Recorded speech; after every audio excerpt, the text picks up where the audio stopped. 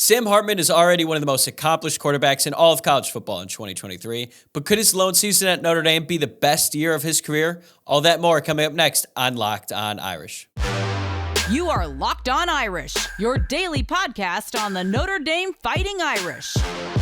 Part of the Locked On Podcast Network, your team every day.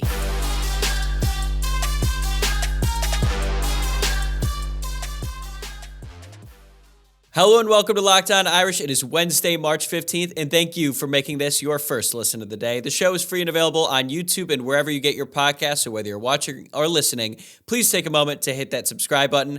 My name is Tyler Wojciak, and I am the host. I've been a Notre Dame fan for my entire life. I graduated from the university in 2018, and I've been podcasting about the football team for the past 3 years. I'm also a producer for the college football talent at the Fox Sports headquarters in LA, and this episode is brought to you by FanDuel Sportsbook, official sportsbook of Locked On.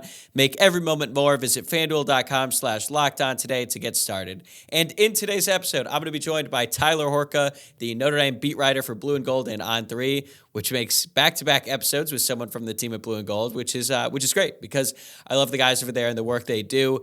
Tyler and I talk a bunch about the quarterback competition between Sam Hartman and Tyler Buchner. I think Horka's coverage of the quarterback situation over the past couple of months has been really solid, and he shared some great insights during our discussion.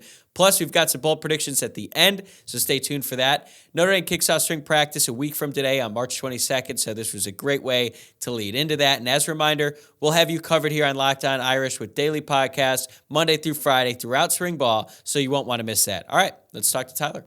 All right, Tyler Horka from Blue and Gold and On3 joins us now. Tyler, I'm excited to have you on, man. We've been talking about doing this for a while now, and I want to start by saying I don't think there's a person on the beat who's been more locked into Sam Hartman from the moment he announced his decision to transfer to Notre Dame. Is that fair to say? I think so, and we're going to talk about those game rewatches, I guess you would call them, that I was doing the last couple of months. Every single time I sat down to do one of those, I was like, you know what? I'm doing this because nobody else is. And for one, I know a lot of Notre Dame fans and people who just follow the program in general would wanted to have seen something like that. And for me, I kind of want to know the guy that we're about to start watching in spring practices next week, obviously fall camp, and then into the regular season a little bit better and a little bit more. So it helped me. I think it helped a lot of Notre Dame fans. So it was kind of a fun off-season project for sure. Yeah, so for those of you who are unfamiliar, Tyler watched every single play or every single offensive play from Wake Forest last season and documented each of his thoughts and analysis on blueandgold.com, so I encourage you to go check that out if you haven't already. And look, I think most of us are pretty familiar with the general scouting report on Hartman by this point. Like, he throws a great deep ball, a great back shoulder fade. He's a good enough runner that the defense has to respect it, but he is throwing some interceptions. But what are some of the biggest lessons you learned about Hartman's game that you didn't know before you watched an entire season's worth of film? You get the cliche that a guy is a gamer or a guy's going to bring it every single time, but I really didn't know just how much Sam Hartman embodied that until I watched those games. I mean, the interceptions that you mentioned, every single time he threw one, he was first to blame himself. I mean, I saw some interceptions where it would go right off the wide receiver's hands or the wide receiver ran a wrong route. And it clearly was not Sam Hartman's fault, but he would not ever get in the face of anybody. He just went back to the sideline, grabbed the iPad, looked at himself in the mirror and said, hey, what can I do better? Should I have thrown that ball? So it was really interesting just to see his mannerisms. I think game in and game out, Notre Dame is getting a 24-year-old who I think he might be 20, or maybe he's 23 turning 24, 24 turning 25. I don't know what it is. But this guy is a veteran who has seen a lot and has done a lot of like self introspection, I would say. He's kind of looked at himself and tried to make himself a better football player. We just talked to him a week ago when this comes out, literally a week to the day. And I was just totally impressed by the way that he kind of carries himself in a press conference setting. And having watched all of these games, I'm not surprised because it's like a mirror image, the way that he carries himself on the football field and the way that he spoke to the media the other day. So my biggest takeaway is just this guy's everything that you want in a quarterback. You want him to be leading your football team. I think that's why Notre Dame is so excited to get a guy like this because let's face it, he started 45 games in his career And if Notre Dame didn't go out and get this guy, they'd be starting Tyler Buchner, who I think is really talented. I've come on with you guys before and said how much I like Tyler Buchner's game, but he's only started 3 college football games in his career. Right. Sam Hartman has started 45. And with that comes the maturity that I spoke about. And obviously the things that you said too, the back shoulder fades, the deep ball. I mean, he hit every single throw that you would ask a quarterback to make over the course of those 12 games that I watched. So he's really the total package.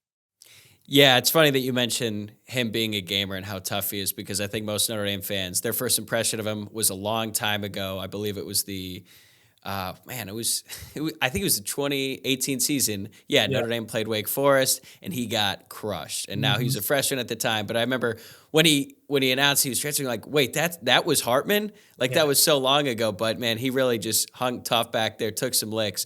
Now, you talked a little bit about his mannerisms, his leadership off the field. On the field, what do you think are his absolute best traits as a quarterback?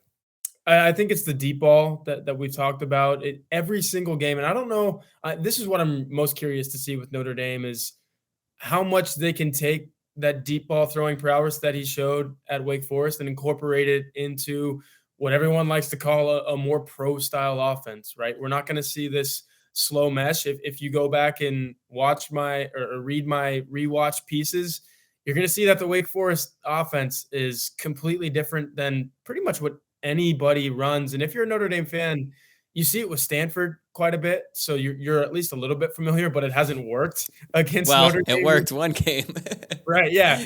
I guess, but I don't think that was an offensive, throwdown like you saw with Wake Forest.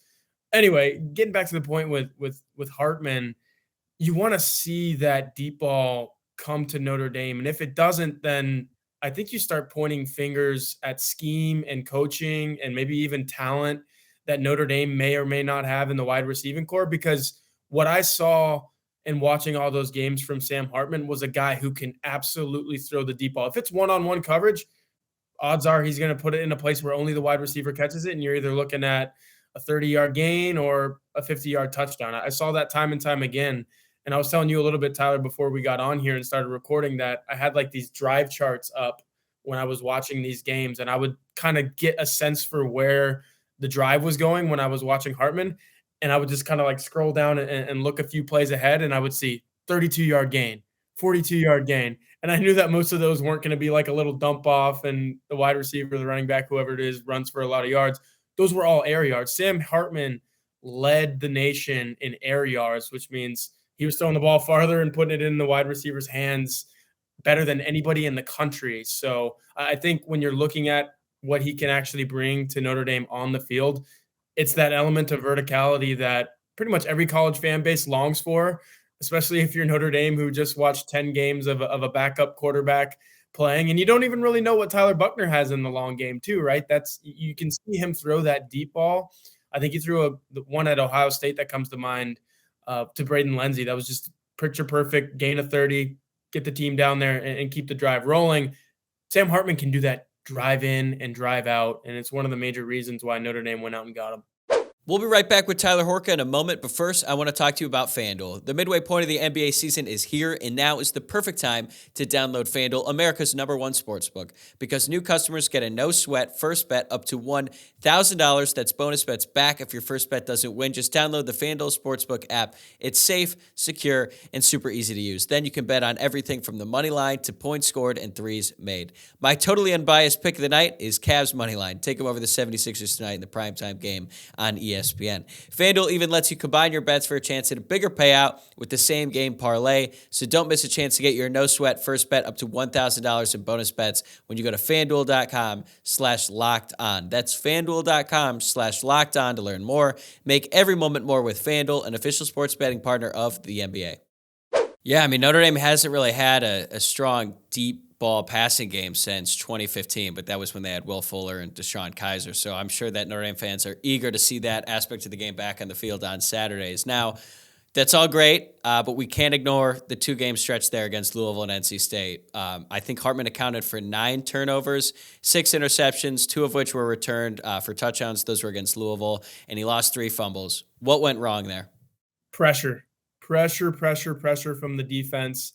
And it's funny because I think Clemson was the game before that, or it was somewhere in that 3-game stretch. They might have lost 3 in a row, and Clemson was a part of that.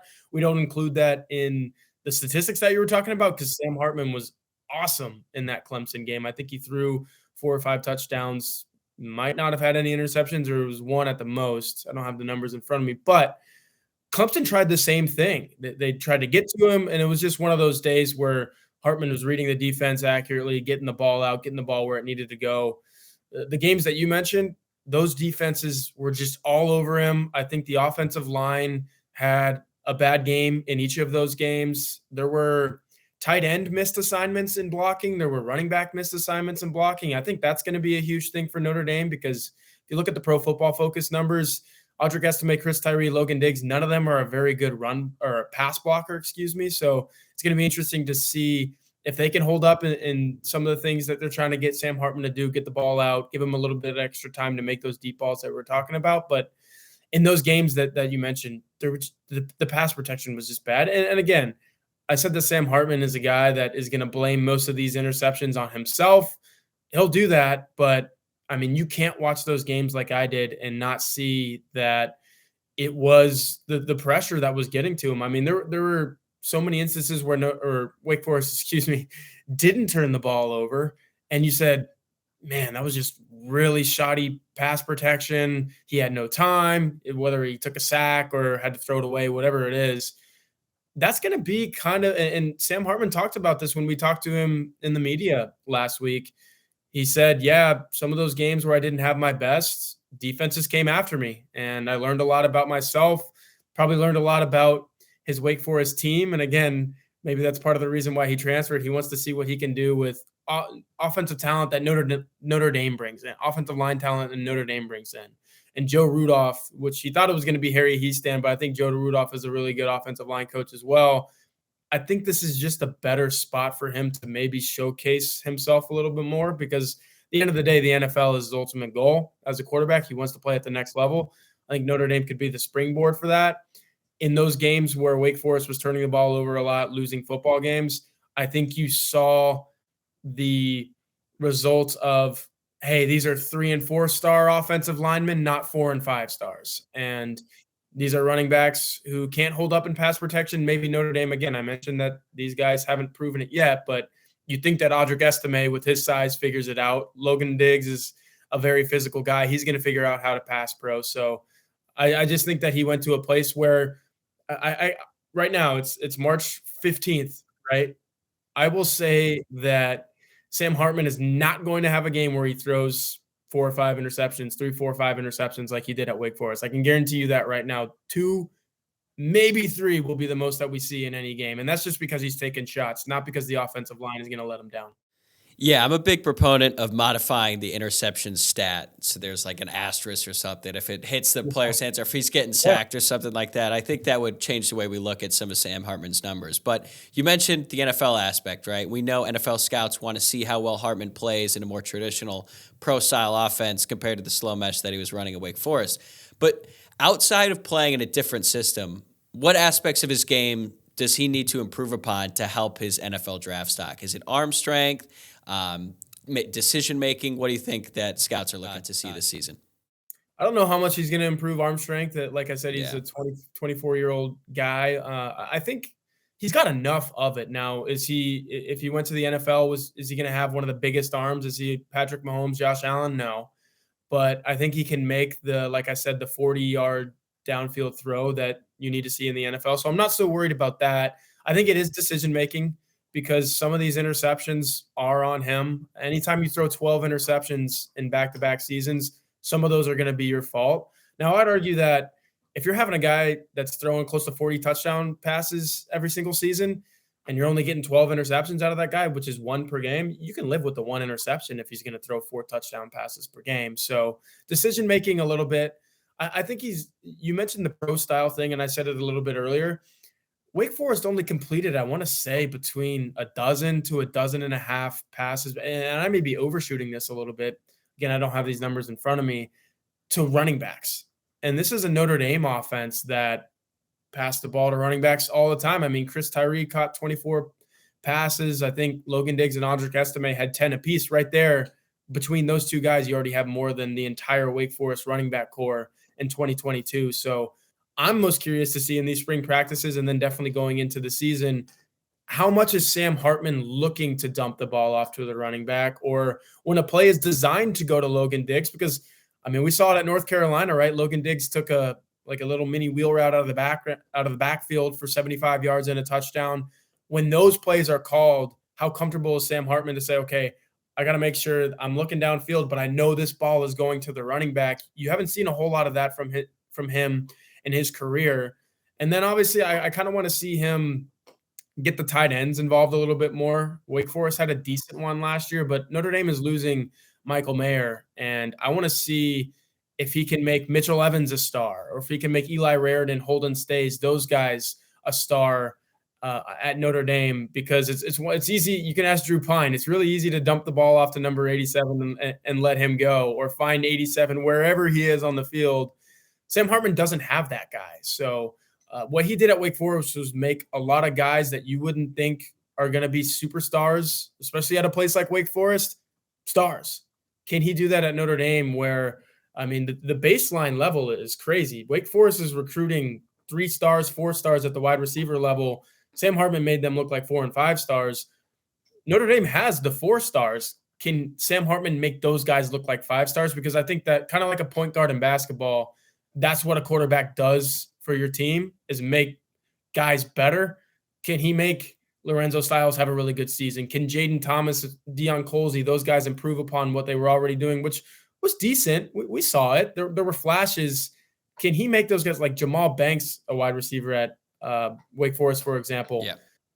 Not very highly recruited, goes in there, and I think he catches upward of 10 touchdowns. He's like a 40 to 50 catch guy, flirting with 1,000 receiving yards. I think he was in, the 600 range, 700 range, whatever it was.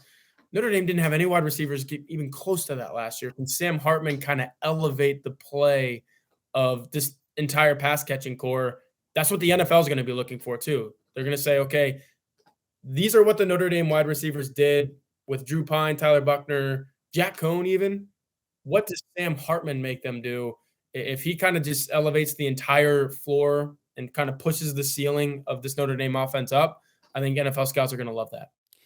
Yeah, I think there's definitely some skill players at Notre Dame who are going to benefit greatly from having Hartman as their quarterback. And I actually want to save that. I have a bold prediction later I want to share with you. But you raised a good point about throwing to the running backs and what is he like throwing short, intermediate passes, because it's on the outside, you think like, okay, well, he throws a great deep ball. Of course, he's going to be able to throw like the 5-yard swing route. It's actually kind of difficult for some quarterbacks. It's kind of like a pitcher in baseball who can just throw it 98 to home plate, but can't throw it over to first base for like a pickoff move, like John Lester with the Cubs a couple years ago. He had the yips and literally would not throw to first. Yeah, I remember that. Yeah, so we talked a lot about Hartman. Let's talk about Tyler Buchner, because I think you and I are both still pretty high on him and big believers in Buchner, that if his number is called, he can get the job done. What does Buchner need to do in spring practice to give Hartman a run for his money at QB1? Yeah, Tyler, of course, we'd be a proponent of another Tyler. Tyler to the third power. Yeah, exactly. I think he can't try to do too much, because I think he's at a point, I talked about the inexperience a little bit earlier, where he's only started 3 games in his college career. If he tries to go beyond that and say, hey, I'm a guy who's started a dozen games or 2 seasons, he's not that guy. So just be who you are. The coaches know that. The coaches know about your injury history, and you got a little unlucky with the hit at Marshall and you had to sit 10 games. The coaches know all of that. Marcus Freeman knows that. Gerad Parker, everybody knows that. So just go out there and wow them a little bit, maybe. Being the fact that they know that you only played in 3 games last year, and you started all 3 of those, obviously, but the third start didn't come until the bowl game. Go out there and make it seem like you're a guy that has started all those games, but don't try to be something that you're not. They know that you're not that guy, but maybe you internally, if you're Tyler Buchner, you're sitting here, you're like, man, if I had played all those 10 games, I would have done better than, I don't want to say I would have done better than Drew Pine, but maybe you would have, because you beat out Drew Pine in the offseason quarterback competition.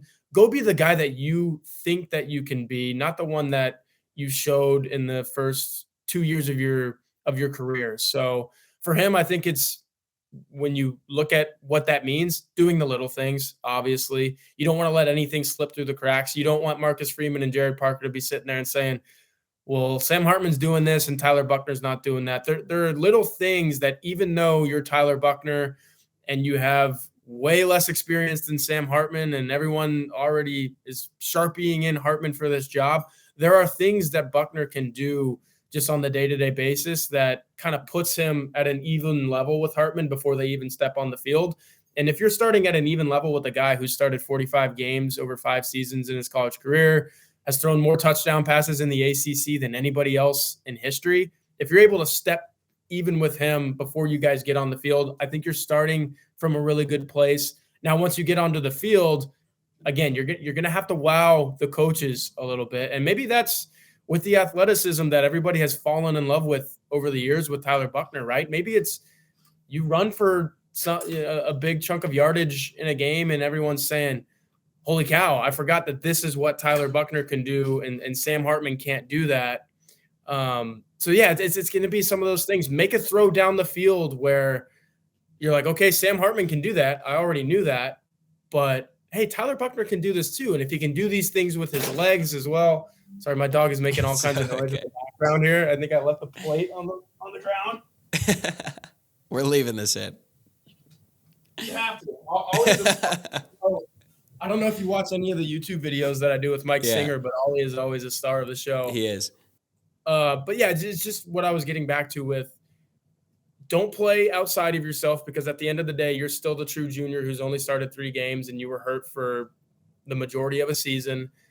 But once you get onto that football field, you have to do some things that say, hey, this is the guy that would be starting if Sam Hartman wasn't here. Sam Hartman would have made, and we're talking ranked teams like Notre Dame is going to be in the preseason poll. Sam Hartman would have made probably 20 of those teams, 15 to 20 of those teams better. I would say closer to 20.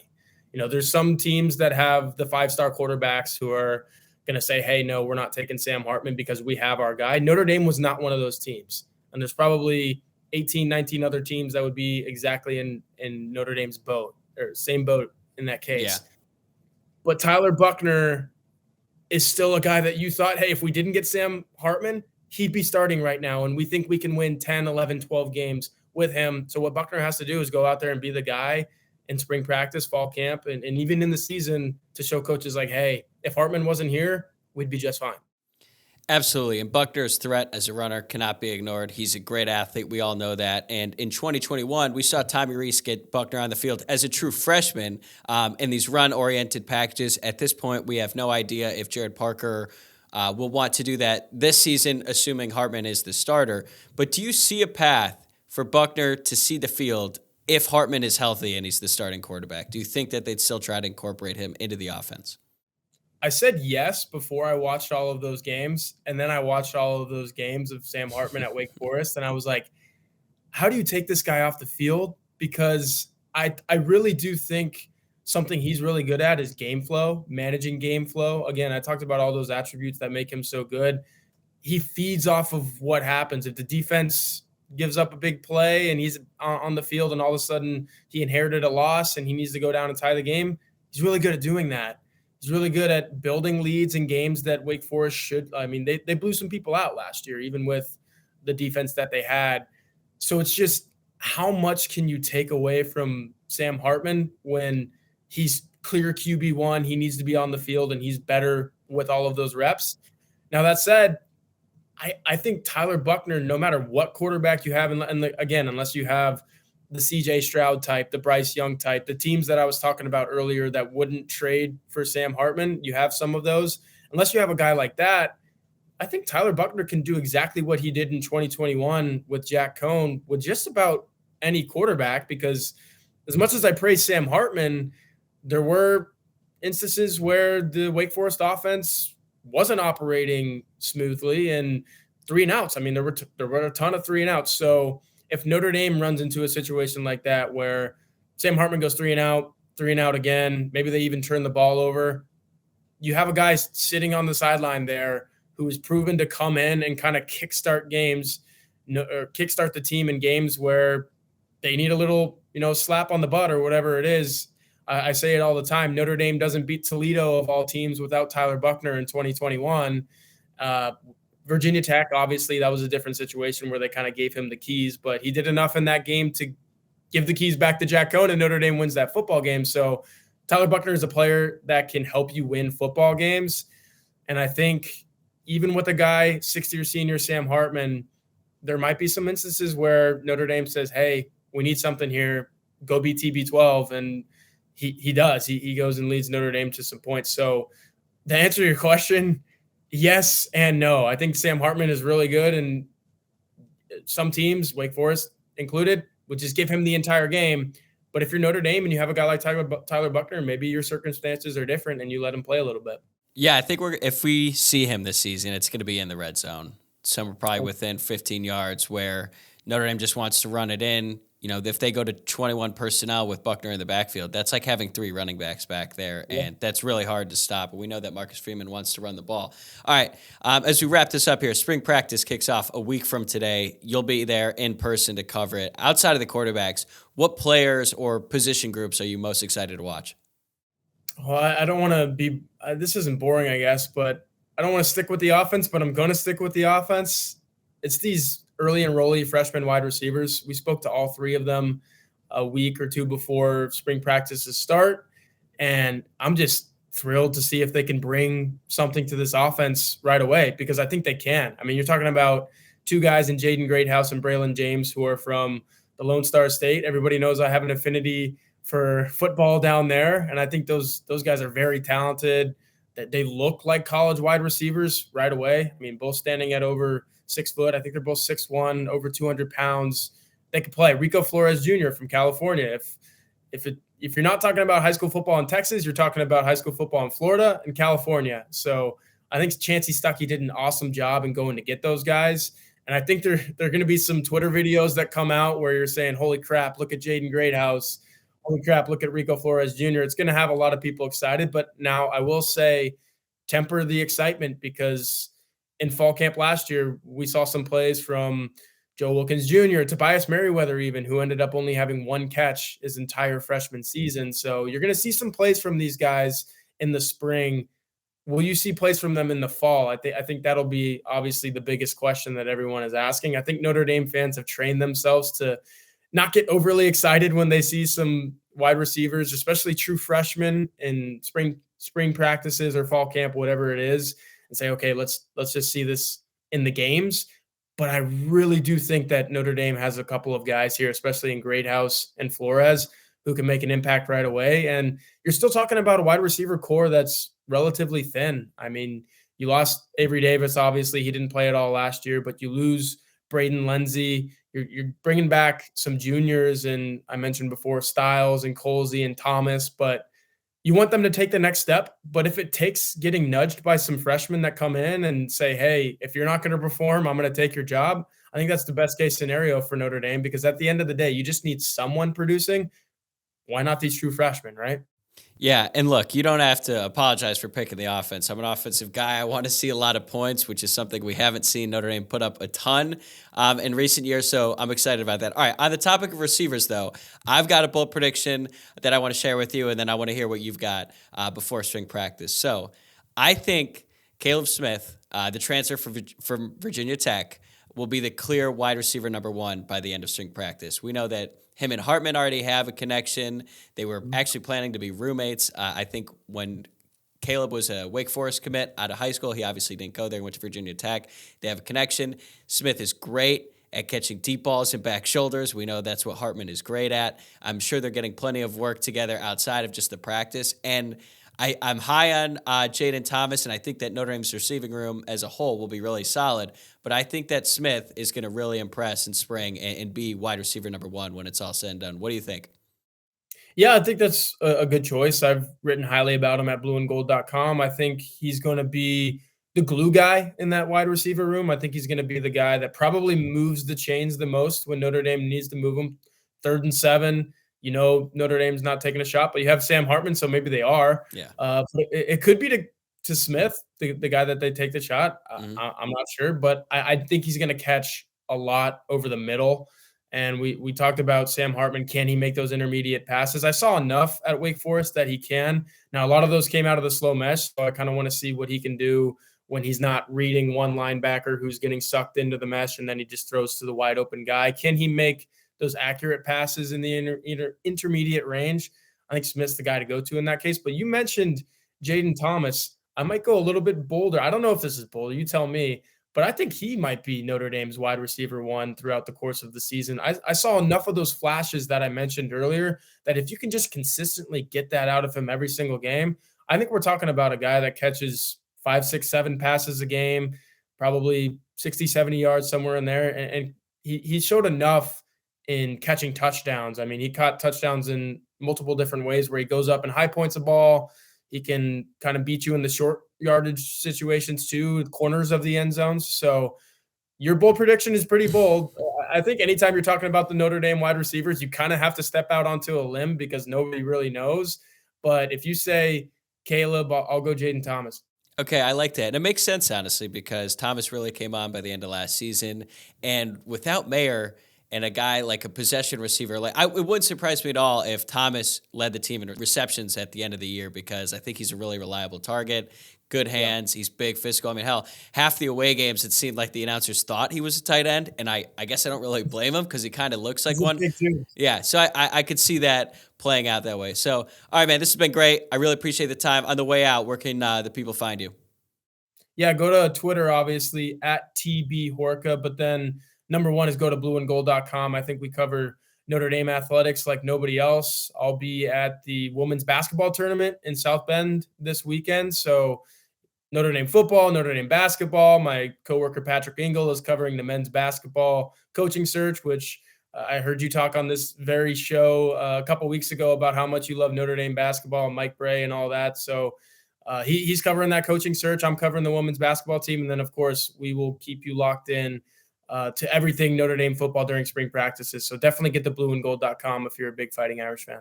All right, well, be sure to check that out. And Tyler, thanks again for the time, man. This has been great. Let's do it again soon, all right? Yeah, thanks for having me on, man. That's going to do it for me today. Thanks again to Tyler Horka for coming on, and thank you for making this your first listen of the day. Please remember to subscribe to the show on YouTube or wherever you get your podcasts, and give us a follow on Twitter at Locked On Irish, on Instagram at Locked On Irish Pod, and my personal Twitter account at Tyler Wojciak. That's at Tyler WOJCIAK. For your second listen, check out our brand new podcast, Locked On College Basketball. Experts Isaac Shade and Andy Patton bring you everything you need to know on and off the court, plus hear from big name experts, coaches, and players throughout the basketball landscape. That's Locked On College Basketball, available on YouTube and wherever you get your podcasts. I'll see you guys tomorrow.